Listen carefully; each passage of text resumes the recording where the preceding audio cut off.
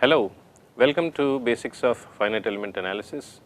Today is the last day of the 6th week of these lectures, and what we will discuss today is how do we go around applying boundary conditions in context of finite element formulation of an Euler-Bernoulli beam. So, first we will look at different types of boundary conditions which are possible in context of beams.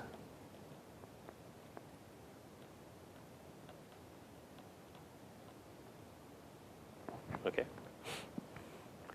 So, the first condition is free end.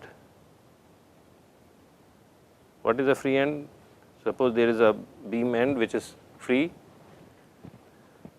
and then we will look at essential boundary conditions and natural boundary conditions. There are two essential boundary conditions which are related to W and slope, and then there are two natural boundary conditions which are related to shear force and moment, right. So, in case of a free end, we do not know W. Suppose I am having some load here, we do not know what is the value of load W, we do not know slope also, but what we do know is that at this end shear force is 0 and also the moment is 0. Okay. So, if this end corresponds to node 2, then in our equation, if that is the extreme end of the beam, then in our equation Q5 and Q6 will be prescribed as 0. Q5 is the shear force and Q6 is the moment. Okay. So, we have to look at each of the boundary and see what things we are going to prescribe. The second condition, possible condition, could be pinned end.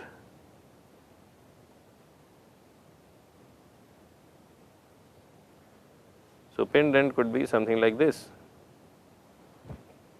In this case, the value of W is 0 and the slope is unknown, and because we at any point the shear force now we do not know, because this pin is exerting some shear force we do not know. So, this is unknown, but the beam is free to rotate at the pinned end. So, moment is 0. The third boundary condition is fixed end.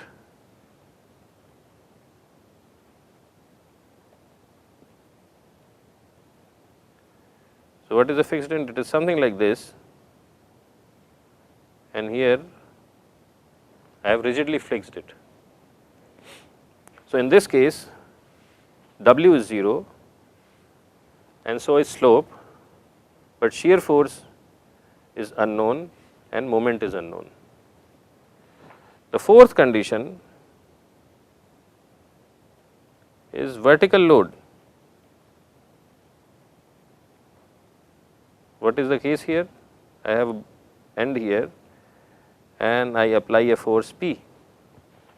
In this case W is unknown and so is the slope,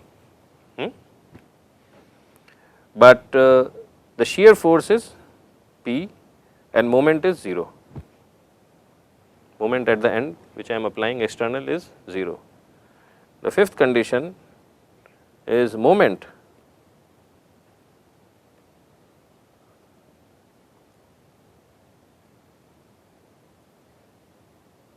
Suppose I am putting a moment of m here, then again W and slopes are unknown, but this is 0 and this is m. And then I can have another condition which is vertical load plus moment.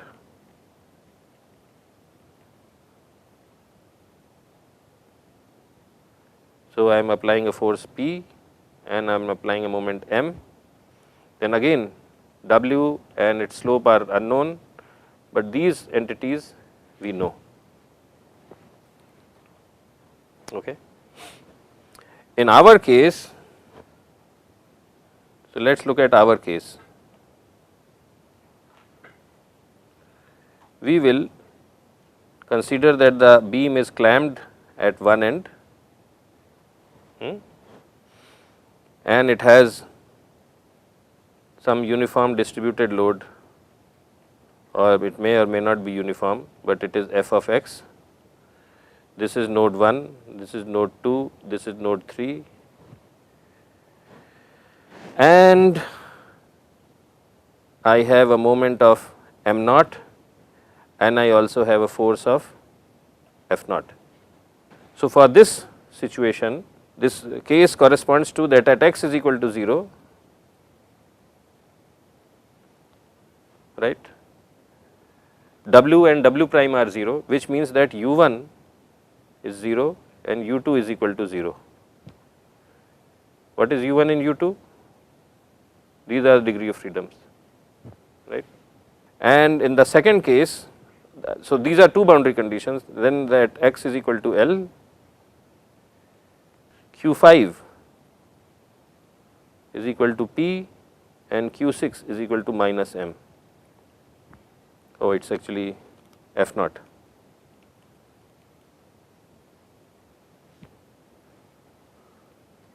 So, these are the four conditions which I can put here. Here I can put minus m naught instead of Q5, here I can put f naught, here I can put 0 and here I can put 0. And once I put that, then I have 6 equations and 6 unknowns, which are u3, u4, u5, u6 and q1 and q2. So, now I have 6 equations, 6 unknowns, I can solve and get all these values. Okay. There is another boundary condition which I did not talk about, and that is, suppose you have a spring at the end.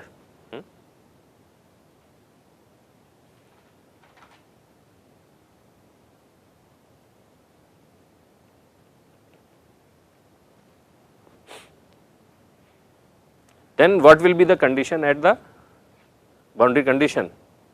So, in this case, are natural essential boundary conditions, and then we have natural boundary conditions, right. So, this is our shear force and this is our moment.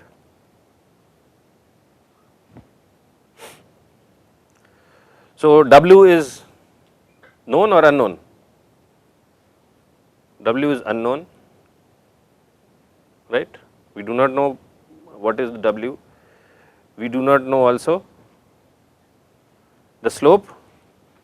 We know that moment at the end is 0, there is no moment being prescribed, but there is also a shear force, and this shear force is equal to, if the deflection is like this is W, then the shear force will be trying to pull it.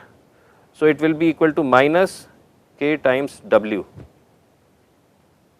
K is the stiffness of the spring and W is the deflection at this end, K times W. It opposes, suppose deflection is W here, then this spring will try to pull it back, and that is why it is opposing the direction of WL. Okay. So, we can apply these boundary conditions in our original equation. So, that is what we will do. So, suppose my beam was clamped at this end, then what are the boundary conditions we will apply? U1 is equal to 0, U2 is equal to 0, and then Q5 equals minus K times U5, right, and Q6 equals 0. These are the 4 conditions. So, we go back and again put these modified boundary conditions.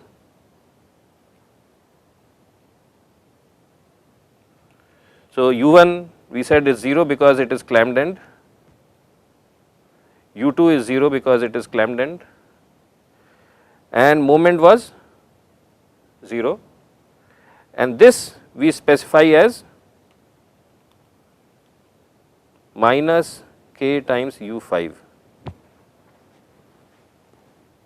Okay.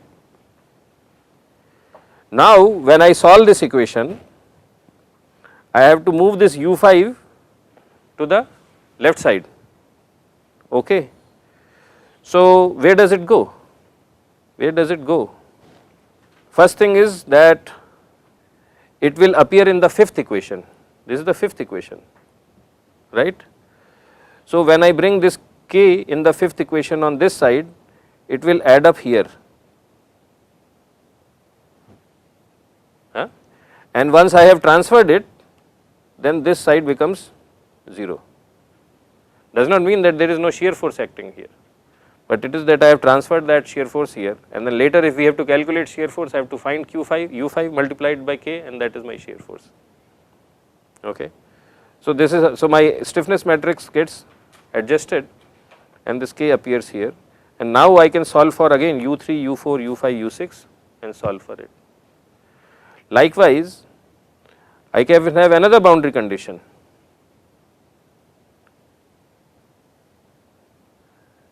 And it is that when it is bending, I have a torsional stiffness kT. In this case, the moment in this, so this is a torsional spring.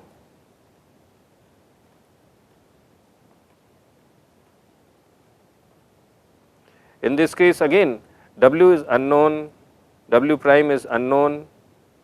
Shear force, I am not putting explicitly any shear force, so that is 0, but moment is equal to what? Rotation, which is u6 times kT, and it opposes the rotation, so it is minus. So, suppose the torsional stiffness is kT, then this is there. Okay.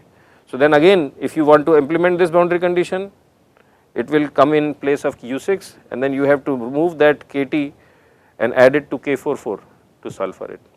Okay. So, this is the way a lot of times we have springs also attached on beams. So, if there is a spring attached on a beam, then this is how you account for the stiffness of the spring. So, this completes our treatment for Euler-Bernoulli beams, and I hope you have understood what I wanted to explain. In the next week, we will have a small discussion on another category of beams known as Timoshenko beams, and then we will start discussing about eigenvalue and time dependent problems. So, thanks a lot and have a great weekend.